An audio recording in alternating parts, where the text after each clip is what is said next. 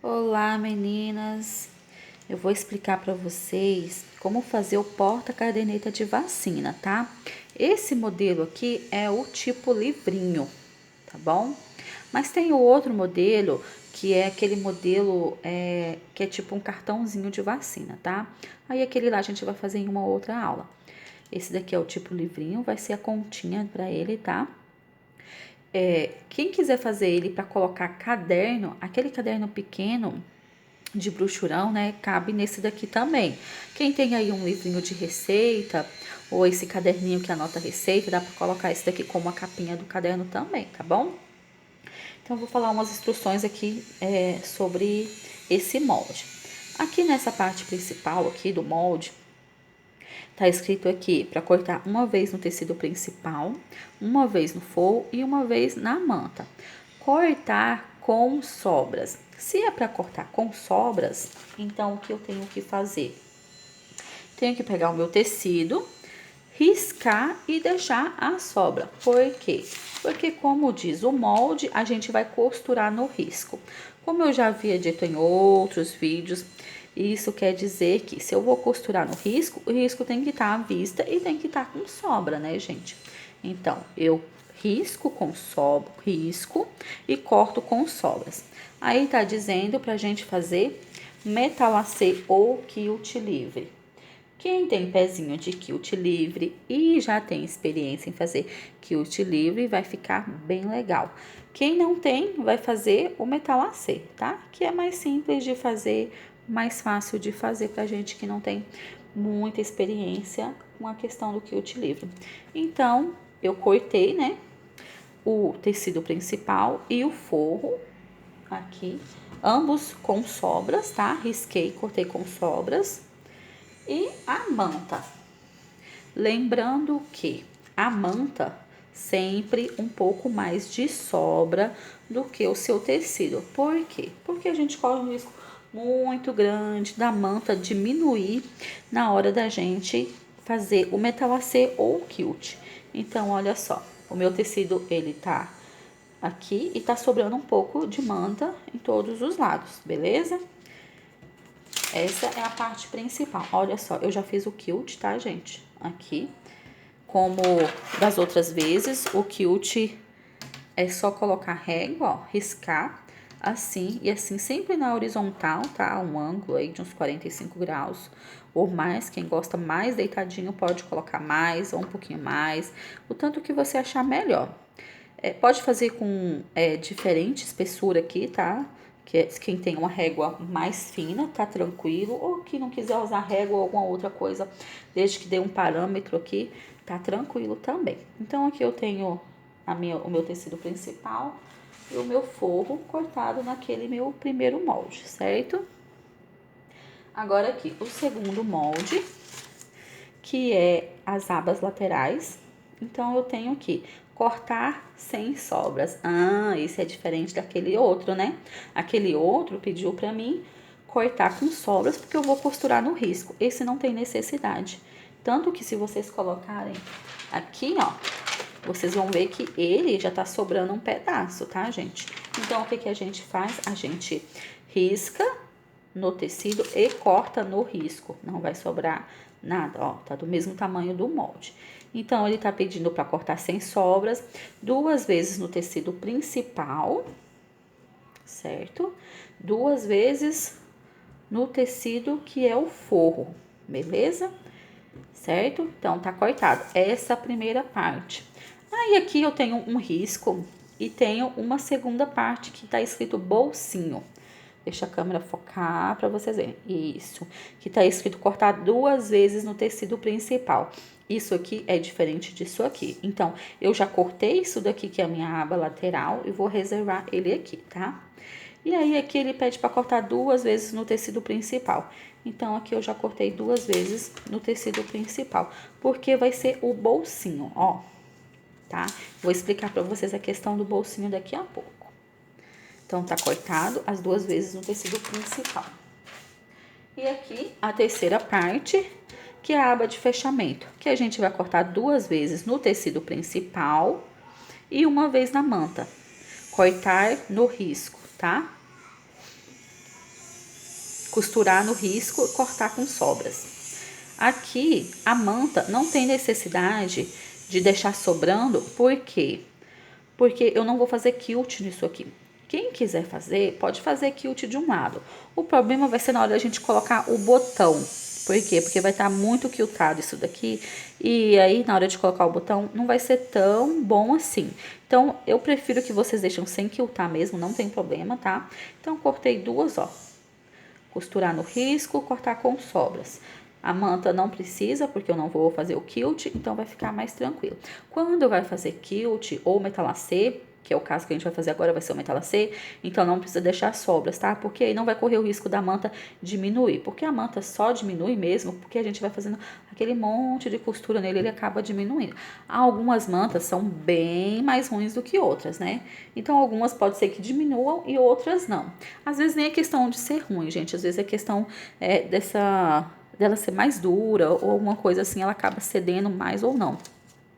Então aqui, antes de eu ir lá para a máquina, eu vou explicar para vocês que quando a gente faz uma coisa, a gente primeiro monta para ver como que vai ficar. Então eu vou montar isso daqui. Isso daqui vai estar quiltado, isso daqui então ficaria para trás. Eu vou mostrar para vocês como ele vai ficar por dentro.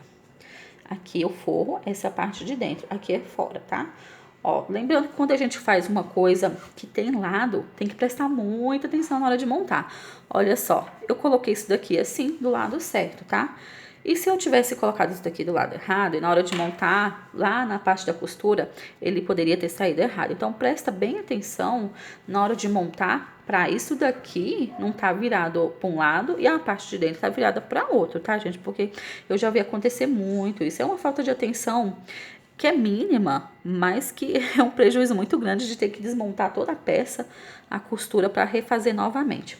Então, isso daqui, ó, forro de dentro, vou montar para vocês, tá, gente? Para vocês verem como vai ficar. Aqui, ó, forro, a parte de fora, que é as minhas abas, certo? E agora aqui o bolsinho. Vou mostrar para vocês a questão do bolsinho. Ele é assim, tá? Então, o que eu vou fazer, ó, lá tá falando um risquinho, a gente dobra ele no meio e vai vir um bolso aqui e um bolso aqui. Eu poderia ter cortado de um tecido de forro aqui e outro aqui, não tem problema. Mas é mais fácil a gente já cortar um inteiro e colocar, certo? O que eu poderia fazer aqui também?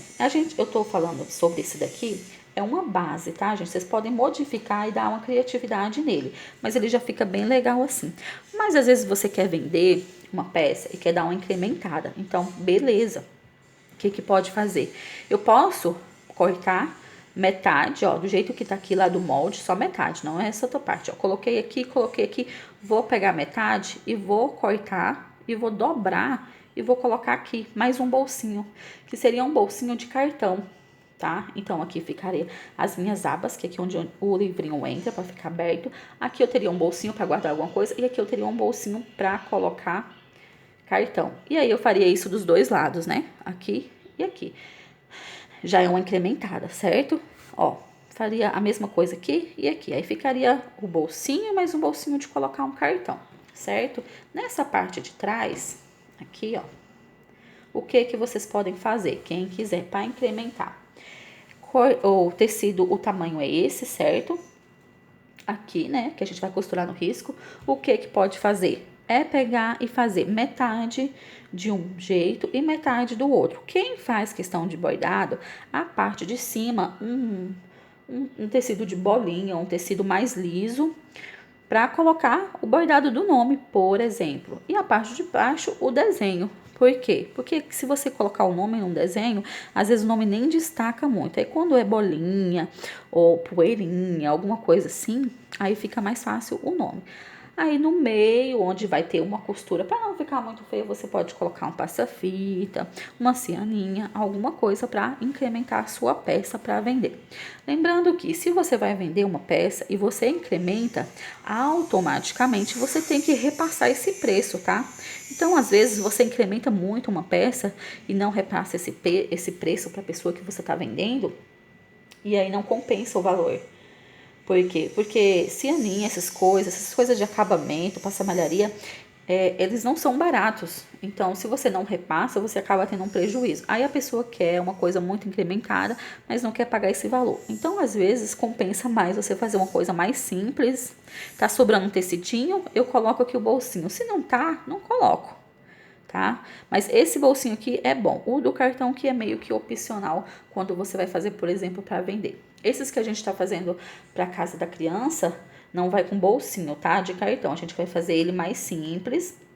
Como eu disse, quando a gente tem que fazer uma coisa mais detalhada, a gente tem que acabar passando o preço. Então, como é que a gente está aprendendo, a gente não vai fazer isso, mas vai de vocês a criatividade para fazer, tá bom? Quando vocês vão fazer aqui de duas cores, a parte de cima de uma cor e a parte de baixo de outra, o que vocês têm que fazer? Cortar do molde, vocês vão ter que cortar pelo menos meio centímetro a mais para cada um. Meio centímetro a mais para esse, meio centímetro a mais para esse. Por quê? Porque vocês vão fazer uma costura aqui e vai perder um pedacinho do tecido. E, querendo ou não, se você costura corta do mesmo tamanho do molde, quando você vai fazer essa junção, e você corta do mesmo tamanho, o que acontece? No final, vai diminuir 1 centímetro, né? Porque vai tirar a costura que você fez. E aí ocorre, ou pode ocorrer, de não caber o livrinho, porque ele tá praticamente na medida do livrinho, tá? Essa questão da criatividade vai de vocês. Quem quiser alguma dica a mais, alguma coisa, pode chamar lá no WhatsApp, tá? For fazer e for modificar alguma coisa no molde para colocar, igual eu disse, duas cores na capa, na frente, aí pode chamar que aí eu falo para vocês a questão de aumentar mais ou diminuir mais o tamanho do molde, tá bom? Aí ele vai ficar assim na hora de fechar aqui. A aba vai ficar aqui, né? A gente vai fechar ele e vem aqui, certo? Então, a primeira coisa que eu vou fazer, como sempre, é fazer o meu metalacê aqui. Para mim fazer o metalacê, o que eu tenho que fazer?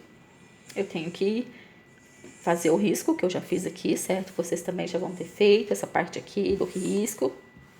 Vou lá no ferro e vou passar, ó, lembrando que sempre que a gente vai usar a manta, tem que olhar a parte que tem resina, tá? A parte que tem resina é a parte que vai o ferro, né? Que ele vai soltar a colinha lá. Como a gente tá usando uma manta R1 que só tem resina do lado, de um lado e do outro não, então vocês têm que prestar atenção nisso. Quando é aquela R2, é resina dos dois lados, então é mais tranquila. Mas a gente tá usando o R1, então, a gente tem que prestar atenção para não riscar esse lado e aí depois o tecido não grudar do outro, tá, gente? Então, presta atenção nessa parte da resina, tá bom? Então, a gente vai lá, vai passar, alfinetar e depois vai lá fazer o metalacê, beleza? Antes de eu fazer o metalacê, porque eu já venho com o metalacê pronto para vocês, a gente vai falar sobre as cores. Eu tô fazendo aqui um para menino, certo? Dá para menina também porque é de floresta, tudo bem. Quando a gente vai fazer coisas de criança, a gente tende, e a maioria das pessoas, em fazer cores claras. Por quê? Porque é para bebezinho, né? A gente acaba não fazendo uma cor mais escura. Esse daqui é um verdinho claro, né? E eu coloquei uma poeirinha mais clara, que vai ser o forro. Se eu coloco um verdinho claro ou uma coisa mais clara aqui, o meu forro automaticamente tem que ser mais delicado. Eu não vou pegar aqui uma cor clara, igual essa, um verdinho claro, e vou tacar um verde escuro dentro que vai ficar totalmente desproporcional, certo? Tem que prestar muita atenção nessa questão de combinação de cores para não ficar muito estranho, principalmente em coisas de criança. Aqui eu vou fazer o metalacê. Se eu quisesse que aparecesse o meu metalacê mais forte, eu poderia colocar, por exemplo, esse verde aqui, ó. Ele é um pouco mais forte e ele vai ficar aparecendo aqui. Mas eu não quero, por quê? Porque é uma coisa de criança. Não quero que apareça muito, que não seja muito destaque o meu metalacê. Eu quero que ele fique mais neutro. Por quê? Porque, como eu disse, é coisa de criança. Se fosse uma coisa para uma pessoa mais jovem, por exemplo, minha filha tem um livrinho, ela já tem 10, 11, 12, 15 anos, e eu vou fazer uma capinha para a vacina dela, né? Para o livrinho de vacina dela. Então, eu posso fazer uma outra coisa, posso fazer uma coisa mais mocinha, porque já passou a fase de criança, né? Então, ela vai ter uma coisa mais mocinha, aí tranquilo. Aí você pode fazer o metalacê mais aparecendo. É só essa questão de que bebês, para criança, tem que ser uma coisa mais delicada, tá, gente? E aí aqui eu tenho esse outro, que ele é praticamente a cor do meu fundo, ó. É um pouco mais aparecido do que o meu fundo, mas ele ficaria bem invisível aqui, sabe? Não ia aparecer tanto igual aquele outro verde. Porém, eu vou colocar esse daqui, que ele é o quê? Ele é mais claro. Ele é um amarelinho bem clarinho, quase branco, tá? Então, eu vou colocar ele aqui, por quê? Porque ele combinou com o meu verde de fundo, porque ele também tem lá um verdinho, meio amarelo, meio não sei o que ele é aqui. Então, eu vou colocar ele aqui. Ele vai aparecer, o meu metalacê? Ele vai, só que essa linha aqui é uma linha bem mais delicada do que aquele verde lá, que se eu fosse fazer uma peça para uma pessoa adulta ou uma peça de enfeite, eu colocaria um verde para ficar aparecendo o meu metalacê, porque ele é bonito aparecendo, certo? Então, essa questão de ser coisas de criança, a gente faz mais delicado. O que acontece? Algumas mães gostam de cores mais escuras e realmente fica bonito. Por exemplo, o vermelho. O vermelho é lindo para criança, mas depende de cada pessoa, né? No geral, se você vai fazer alguma coisa para bebê que a pessoa não pede, por exemplo, esses que a gente está fazendo, a pessoa não pede, então a gente faz mais claro. Se a pessoa você vai fazer para vender, então a pessoa acaba escolhendo o tecido. Ah, eu tô fazendo enxoval vermelho, azul escuro, azul marinho, azul claro, veja lá que cor que a pessoa tá fazendo, certo? Para poder fazer. Mas no geral, se você vai fazer para vender um produto que vai ficar, por exemplo, tipo em estoque, igual fica lá na creche, então você escolhe uns tons mais claros, tá bom? Então eu vou para a máquina, vou passar, alfinetar e vou fazer o metalacê, beleza?